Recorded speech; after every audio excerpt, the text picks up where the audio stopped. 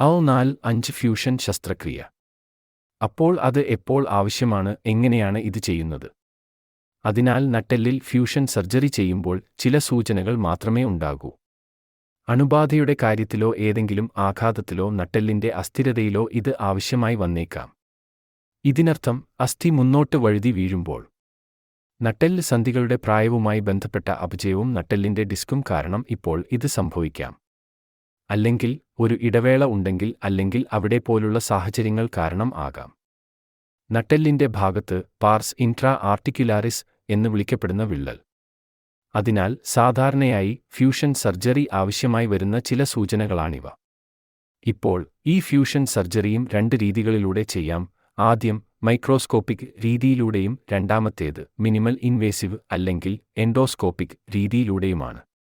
Fusion സർജറിയിൽ ഞങ്ങൾ metallic ഇംപ്ലാന്റുകളും ഇട്ടു.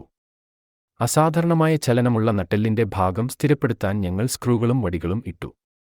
2 അസ്ഥികൾക്കിടയിൽ നട്ടെല്ല് സ്ഥിരപ്പെടുത്താൻ ഞങ്ങൾ ഒരു സ്പേസർ ഇട്ടു. ഇപ്പോൾ ഇങ്ങനെയാണ് ഫ്യൂഷൻ സർജറി ചെയ്യുന്നത്.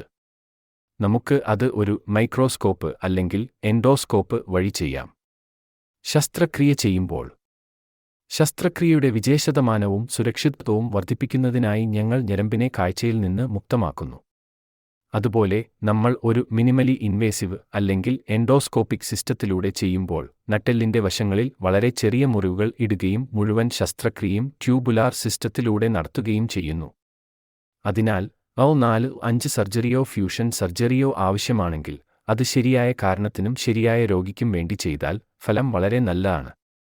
നട്ടെല്ലിന്റെ 2 ഭാഗങ്ങൾക്കിടയിൽ സംഭവിക്കുന്ന അനാവശ്യ ചലനങ്ങളോ അസാധാരണമായ ചലനങ്ങളോ പുറത്തെടുക്കുന്നതിനാണ് ഫ്യൂഷൻ സർജറി സാധാരണയായി ചെയ്യുന്നത്. അത് ശരിയായി ചെയ്യുമ്പോൾ ഫലങ്ങൾ വളരെ മികച്ചതാണ്. സാധാരണയായി ഞങ്ങൾ രോഗിയെ 2 മുതൽ 3 ദിവസം വരെ ആശുപത്രിയിൽ കിടത്തുന്നു. ശസ്ത്രക്രിയ കഴിഞ്ഞ് അടുത്ത ദിവസം രോഗിക്ക് നടക്കാൻ കഴിയും. നന്ദി.